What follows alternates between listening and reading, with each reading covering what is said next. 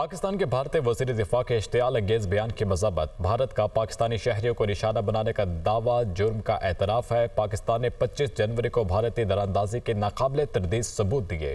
دفتر خارجہ کی جانب سے یہ کہا گیا ہے عالمی برادری بھارت سے غیر قانونی اقدامات پر جواب طلب کرے۔ پاکستان کسی بھی جارحیت کے خلاف اپنی خود مختاری کے تحفظ کے لیے پرعزم ہے۔ بھارتی حکمران انتخابی فائدے کے لیے نفرت انگیز بیان بازی کا سہارا لے رہے ہیں۔ مزید جانیں گے ذیشان یوسفزئی ہمارے ساتھ موجود ہیں۔ ذیشان آگاہ کیجیے گا۔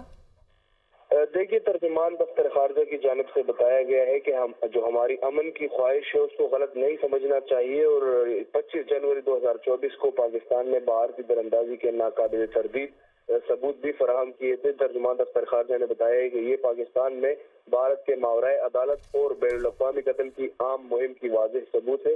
بھارت کا مزید شہریوں کو نشانہ بنانے کا دعویٰ واضح طور پر اعتراف جرم ہے، اور عالمی برادری کو بھارت کے ان گھناؤنے اور غیر قانونی اقدام پر محاسبہ کرنا چاہیے۔ ترجمان دفتر خارجہ نے مزید یہ بھی بتایا ہے کہ پاکستان کسی بھی جارحیت کے خلاف اپنی خود مختاری کے تحفظ کے لیے مکمل پرعزم ہے۔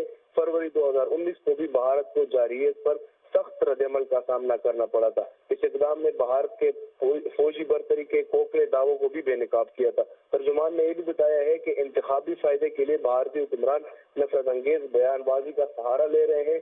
بھارت کا غیر ذمہ دارانہ رویہ علاقائی امن کو نقصان پہنچاتا ہے۔ ترجمان نے یہ بھی بتایا کہ پاکستان نے ہمیشہ خطے میں امن کے لیے اپنے عزم کا اظہار کیا ہے۔ ہماری امن کی خواہش کو غلط نہ سمجھنا چاہیے۔ تاریخ پاکستان کے پختہ عزم اور اپنے بھرپور دفاع کی صلاحیت کی گواہ ہے۔ جی اچھا جان، یہ بھی بتائیے گا کہ اس سے پہلے بھی ہمیں دیکھا کہ الیکشن قریب آتے مسلم مخالف پروپیگنڈا بھی زور پکڑ رہا تھا اور کچھ فلم انڈسٹری کو بھی سہارا لیا جا رہا تھا۔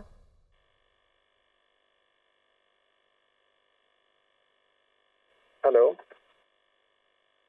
ٹھیک ہے، ذیشان یوسفزئی ہمارے ساتھ ہی موجود رہیے گا۔ بریگیڈیئر وقار صاحب نے ہمیں جوائن کیا ہے، بہت شکریہ سر آپ کے وقت کا۔ سر، پاکستان کے بھارتی وزیر دفاع کے اشتعال انگیز بیان کی مذمت کی گئی ہے، تو اس تمام تر معاملے کو آپ کس طرح سے دیکھ رہے ہیں؟ یہ صرف اشتعال انگیز بیان ہی نہیں ہے، بلکہ اکنالجمنٹ ہے کہ بھارتی جو ریاست ہے انڈر مودی کے بیسیکلی کرمنل ایکٹیویٹی میں انوالوڈ ہے۔ ان کے پاس ڈیتھ اسکواڈ ہیں جس کو چاہے جا کے اسیسینیٹ کر سکتے ہیں۔ آپ کو یاد ہوگا اس پہلے بھی ڈسکس ہوا کہ جو گارڈین میں جب ریسرچ آرٹیکل آیا کہ کس طریقے سے ان کی ایجنسیاں جو ہیں لوگوں کو اسیسینیٹ کراتی ہیں، انہوں نے لنک کیا تھا ایک تو پاکستان میں جو 20 اسیسینیشن ہوئی ہیں، اور اس کے بعد سکھ رہنماؤں کا قتل ہے۔ کینیڈا میں ایک اٹیمپٹ یو ایس میں کی گئی، یو کے میں اوتار سنگھ کھنہ کا مرڈر ہے۔ تو ابھی یہ سارے تانے بانے تو مل رہے تھے اور بھارت کافی انڈر پریشر تھا۔ ایکنالج کرنے کا مطلب یہ ہے کہ اس کے اندر چونکہ رپورٹ میں بتایا گیا تھا کہ ہائیسٹ لیول پہ بیسیکلی ڈیسیژنز ہوتے تھے، جس طرح پلوامہ کا ہوا اس میں مودی جو ہے وہ خود پیر کے چیئر کرتا ہے۔ تو یہ ایک I would say criminal gang ہے، اور یہ کوئی گورنمنٹ نہیں ہے انڈیا بلکہ کرمنل گینگ ہے جو ود ان انڈیا بھی کر رہے ہیں سپریشن، اور باہر بھی ابھی انہوں نے ڈیتھ اسکواڈ دینے شروع کیے ہیں۔ اور اس میں اگر آپ ایڈ کریں بیسیکلی اس طرح ایک اور ریاست کر رہی ہے اور وہ ہے اسرائیل، جس میں ان کے انٹیلیجنس چیف کا آئی تھنک 2-3 مہینے پہلے بیان تھا کہ ہم حماس کی لیڈروں کو جہاں ہم ہوں گے، انہوں نے مینشن کیا چاہے وہ ٹرکی میں قطر میں ہم اسیسینیٹ کروائیں گے۔ سو پرابلی بھارت ابھی سمجھتا ہے کہ اس لیول پہ آ گیا کہ وہ خطے میں بھی اپنا دھونس دھاندلی اور اسیسینیشنز اور ٹیررزم کے ذریعے چیزوں کو کنٹرول کرے، اور دوسرا جو ہے وہ اسرائیل ہے۔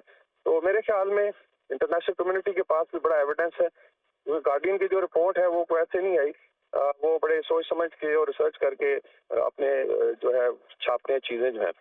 تو یہ ایک کاربوریٹڈ ایویڈنس پاکستان کے پاس تو آلریڈی پروفس رہے ہیں۔ پاکستان تو 20 سال سے اس چیز کا وابلہ کرتا رہا کہ بھارت جو ہے انٹرنیشنل دہشت گردی کا مرکز ہے اور ٹیررزم کرتا ہے، لیکن سم ہاؤ ساؤتھ ایشیا میں آپ کی آواز نہیں سنی جاتی تھی۔ لیکن ابھی I think with acknowledgement all the more reason کہ یہ پکا انٹرنیشنل کرمنل کورٹ کا کیس ہے، انٹرنیشنل کرمنل کورٹ کا یہ کیس بنتا ہے۔ وقار صاحب بہت شکریہ، آپ دنیا نیوز کو اپنا وقت دے رہے تھے۔